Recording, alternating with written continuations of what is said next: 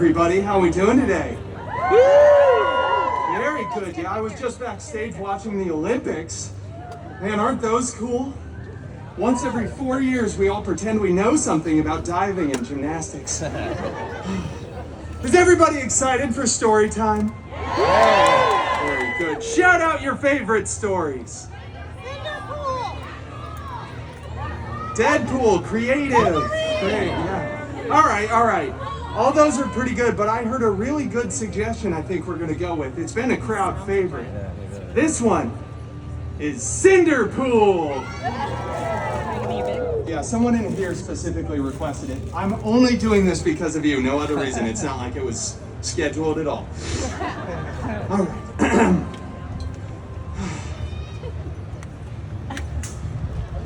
Once upon a time, it just doesn't feel right when I do that by myself. We all need to say those magical words together. Everybody, ready? Once upon a time. I said together. That was not together at all. I'm just gonna do it myself. Once upon a time, Cinderpool lived in a... It was glorious. And out of that sparkle circle walked Cinderpool's fairy hairy god mutant.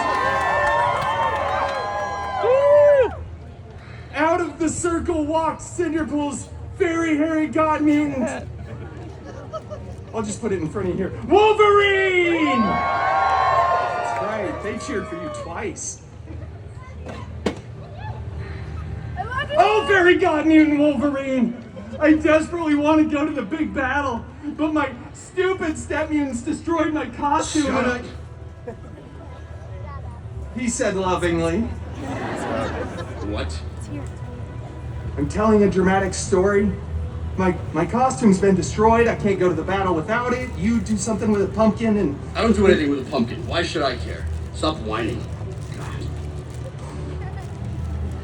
God. Okay, I know, right? Well, with the beautiful life advice... Woo! Yeah, after some buzzing, whirring, and clicking, it was a perfect fit. Then all the Avengers look over and start screaming at me. Tony Stark, most of all, is just there going, "No! Don't take this from me! I want the sacrifice! I don't want to be Tony Stark anymore! If I come back, I'll be doomed!" Doomed! Yeah, half of you who are laughing don't get the joke. Look it up. Then all the other Avengers start yelling too. You can't hear them over Tony, but the one thing they're all saying is do not snap. So you know what Cinderpool does. Snapped, right? It's pretty obvious. Cinderpool snapped. Physically and mentally. Happens all the time. And just kept snapping over and over. People were disappearing, reappearing. There were dogs falling out of the sky. Everybody was crying. It was really expensive for the VFX department.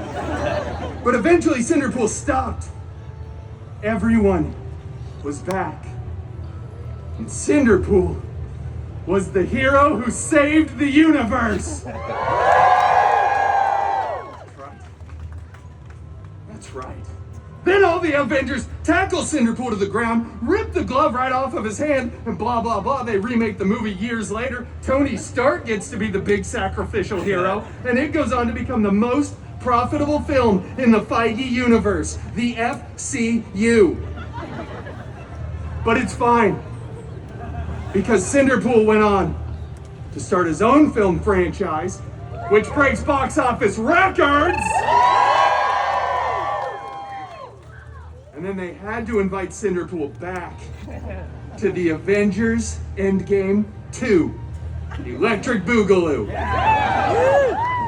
And that right there is the end game.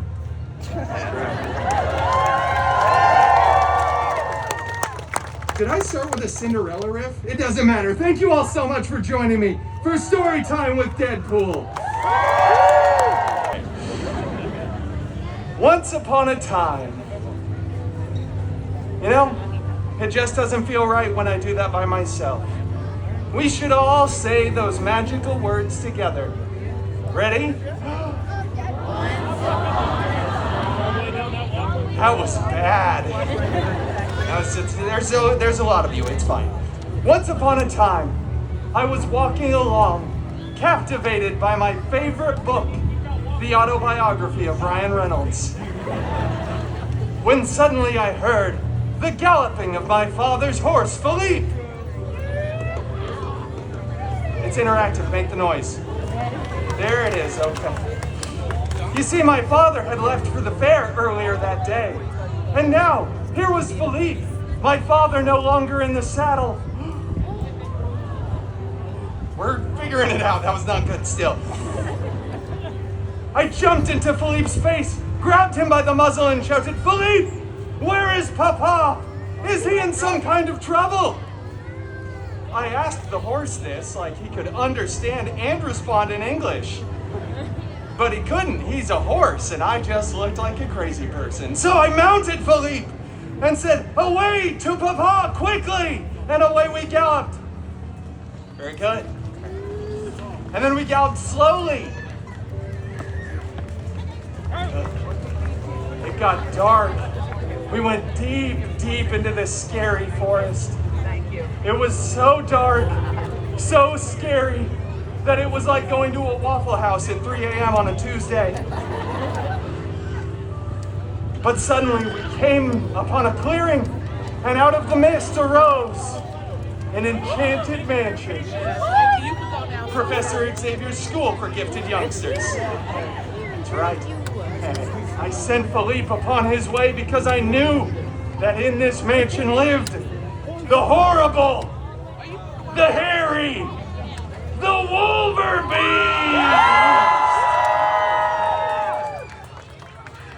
Hi there. I felt like you had your cue a little early. I saw you standing there for like 30 seconds. Okay, Let's go. Hey, Wolvie!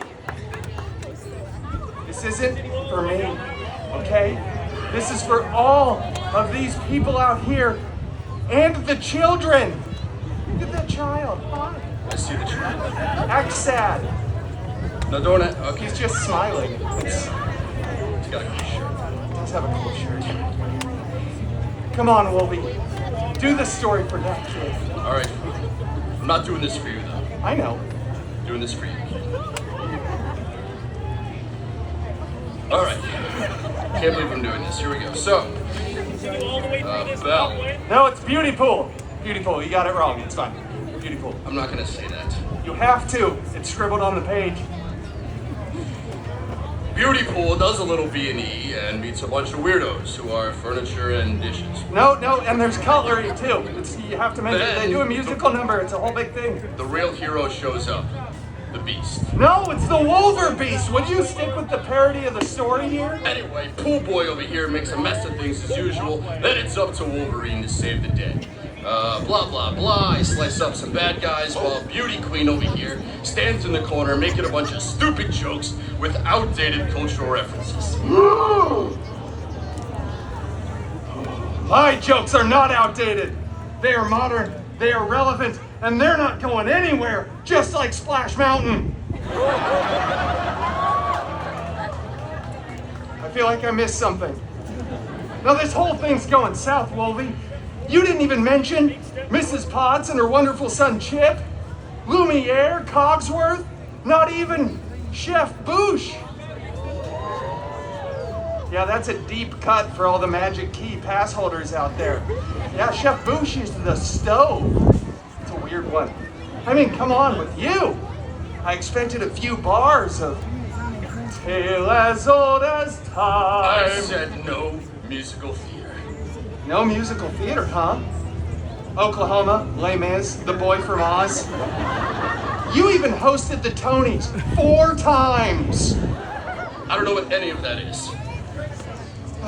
Yeah, Greatest Showman, low-hanging fruit. Fine, this whole thing, none of it's working. We'll skip right to the end, I guess. The moral of the story, everybody, is don't open the door to strangers. Yeah, they might be a crazy witch who will enchant you, your home, all of your guests, just for not letting them come in. This line right here. Wow, this is a weird story, huh? I can't believe we read this to children. You do. All right, well, I'll let you say the magical words to end it. What words? You know, the way that all of the best Disney stories end. And don't any of you say a post-credit scene, all right? Those are way overused and only in the Feige universe, the FCU.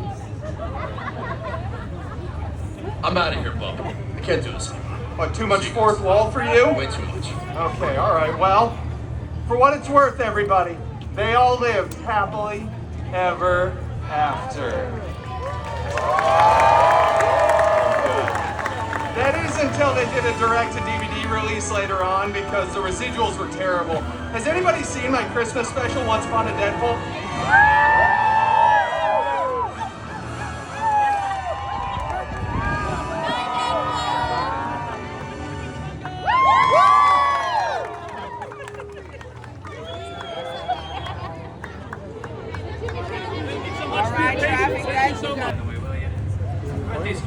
Thank you, I scribbled these myself. Alright, once upon a time. You know what? It just feels wrong when I'm doing it with myself. Why don't we all say it together, shall we? 1, 2, 3. Once upon a time. See, wasn't that so much more fun and interactive? Well, upon that time, once, Little Red Deadpool set off to bring her sickly grandmama a delicious basket of churros. I know, right? A crowd favorite. You see, Little Red's grandma lived alone. Not in a nice, clean, assisted living facility like where most Mimas are forced to live in against their will. No, Little Red's grandma lived alone in a creepy cottage in the middle of an even creepier, desolate forest. Because what could go wrong? Oh, this seems dangerous. Thought Little Red to herself. So naturally she went into the woods anyway, so that children could learn from her mistakes for hundreds of years. A real after-school special kind of cautionary tale. Well, Little Red skipped throughout the forest oh so majestically, right past some exposition, before finally arriving at Grandmama's cottage. When she opened the door, she saw her grandmother lying down on a nice 4-poster, rich mahogany bed. Grandmama, I brought you a delicious basket of churros. Grandma was looking pretty weird. Freakish, even, and it wasn't because of the weight loss drugs, no. No, it wasn't because of that. It was because Little Red's grandma was actually the big bad Wolvie in disguise. Oh, Grandma, what blue eye contacts you have? They're canon. And Grandma, what a retro comic accurate costume you finally have! Yes! Shut up, bub. And Grandmama, what big claws you have! Are those vibranium? No, they're unamanium. Shing! Wait a minute! Grandma's not Australian!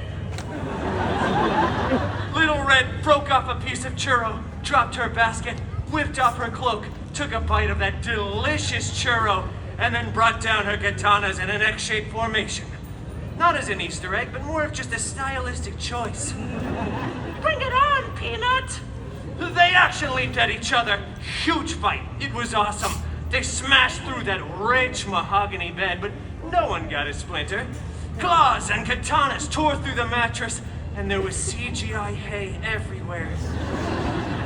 Which, as you can imagine, is like 300,000 times more expensive than regular hay, but this is Disney. We go all out here. Speaking of going all out, when both fighters were finally fatigued from the fight's mutually incredible climax, they both slumped down to the ground, exhausted. Churro asked Little Red, now in her regular voice, because falsettos are hard and make me kind of lightheaded. Yeah, sure. And so they split that churro. Oh, they split it Lady in the Tramp style, before gazing around at all the destruction and CGI straw left in their wake. You know, I bet we could fix this place up nice. I think Grammy would be willing to sell. Say, where is Grandmama anyway? She's, on vacation. Huh. That's not ominous or foreboding in any way. In fact, I trust you fully. We should be roommates. Yeah. And so they were roommates. Little Red was the top bunk and Wolfie was obviously the bottom. And they lived happily ever after. Oh, thank you. Oh, stop it. You know what, you can keep going if you want. Oh, jeez. Thank you. And the moral of that story, children, is actually pretty obvious. It's spend more time with your grandma. Seriously, I feel like you should really be able to recognize the difference between your own old decrepit grandmother and some huge jacked man. A huge jackman, if you will. Oh, stop. Well, I guess I better be off. I got another show in about 57.5 minutes, and I gotta go check my DMs. That stands for Deadpool messages. Patent pending. Thank you all for coming to another illustrious story time with Deadpool. Love you all.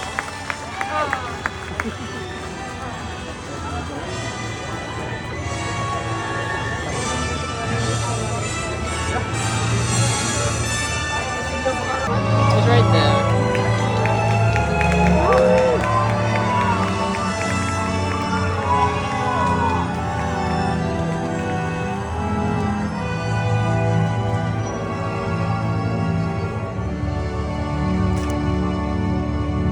Hi there, comically accurate Tiny Wolverine. Oh, it's a beautiful day in the neighbor pool. A beautiful day to be Deadpool. It's story time. Story time. Are you all ready for story time? Yes! I heard you guys liked that song just now. You guys a big fan of Mr. Rogers, huh? I'm a pretty big fan of Captain America myself, thank you. All right, well, today I have a story to tell. I really love to talk, so I'm glad you guys are ready to hear one. Today's story is a beloved bedtime classic, mashed up with a very, very profitable licensing agreement. You guessed it, it's Cinderpool. Oh, thank you, I came up with that myself. All right, that doesn't work. Let's see if we can find the opening word, shall we? Okay. Oh, you know what? Look at these adorable pictures, by the way. Look at Dogpool, will you? Right? A little shout out for Dogpool. Thank you. I scribbled these myself. All right. Once upon a time. You know what? It just feels wrong when I'm doing it with myself. Why don't we all say it together, shall we? 1, 2, 3. Once upon a time. See, wasn't that so much more fun and interactive when we're all in this together? For those of you that didn't participate, get your head in the game! Anyway, upon that time, once, Cinderpool lived in a big mansion with his shiny-headed step-professor and a bunch of hideous step-mutants. The biggest one, Colossus, was always making up stupid rules that no one cared about. Like, please stop labeling other people's food in the fridge with your own initials. And for the love of Feige, stop hanging your underwear from the ceiling fan. That rule is so overrated, right, kid? I know. The other main step mutant, Negasonic Teenage Warhead, such a cool name, right? She was always just texting and rolling her eyes. They were both super jealous because Cinderpool had a much, and I mean much, larger fan base. I mean, this isn't called story time with Colossus, now is it? No. Right, it isn't. I actually probably would go to see that, though. That'd be a fun show to watch. Anyway, one day, an expendable pool was very bummed and felt very vulnerable and exposed. Minus 100,000 aura, as Negasonic would say. He ran out onto the mansion grounds, stumbling for dramatic effect. Hello again there, Beautypool and Tiny Wolverine. When suddenly, a big, strange, sparkly circle appeared. And from out of that big, strange, sparkly circle, walked out Cinderpool's very hairy god mutant, Wolverine! Woo! Cinderpool's very hairy god mutant, Wolverine! This sparkly circle isn't really doing what it's supposed to do. I guess Logie Bear couldn't make it in today. He's probably rehearsing for a musical or something, I know. Yeah, you guys can boom even though he's not here. You can boom. Yeah, I know. We everybody will love you, Wolverine, that's why. Well, anyway, you know what? I'm honestly used to doing this with myself anyway, so I can just play both characters. Oh, very hairy god mutant Wolverine. I desperately want to go to the big battle, but my mean step mutants vaporize my costume. Shut up! Growled Wolverine lovingly. What? Well, I don't have a costume. I need to go to the big battle. Stop your whining, Elroy. You know what? Get your own costume. I'm out of here. I'm going to Pim's Test Kitchen, huh? Okay. Well, after that very sage and somewhat Australian advice, Cinderpool headed off to the wardrobe department to get a freshly laundered costume, and then went to the big battle. Cinderpool missed most of it, though, because he stopped for some chimichangas along the way. You know, priorities, Beautypool gets it. But rest assured, when Cinderpool got there, the Avengers were still winning. Captain America looked so cool and so ruggedly handsome in those pants. And then, as the aliens were finally fleeing away in defeat, Cinderpool saw something on the steps of one of the spaceships. It was a single glove. Oh, I like your Deadpool socks, those are very nice. The glove was so fancy, big and gold with beautiful jewels. I think there were 6 of them, not that that's really relevant information. I wonder who this fits, thought Cinderpool before sliding it on. After some clicking, whizzing, and whirring, it adjusted right to Cinderpool's arm. Then, out of nowhere, Iron Man came flying in out of left field screaming, "Hey, take that off. This is my sacrifice to make, okay? I really don't want to be Iron Man until I'm 90. In fact, I would rather be doomed than play Iron Man again. Oh, stop. I don't even know why you guys are laughing at that. Trust me, I'm just as confused as you are. And then, other much less relevant Avengers came running in too, saying things like, "Put that down, that's not a toy. Whatever you do, do not snap." So obviously Cinderpool snapped. Oh, Cinderpool snapped a bunch, both physically and mentally. Then the weirdest thing happened. It was probably unrelated, but half of everyone kept disappearing, and then reappearing, and then disappearing again. So many people were crying. Tony said "I love you" like 3,000 times, which is kind of weird. But eventually, everyone did come back. Except for those that texted and called during a movie theater experience. We didn't want them back. But everyone else did. But then the Avengers tackled Cinderpool, ripped off his new favorite glove, and then when they remade the movie, they CGI'd Tony's head onto Cinderpool's majestic body, and it went on to become the most profitable film of the Feige cinematic universe. The FCU, as I like to call it.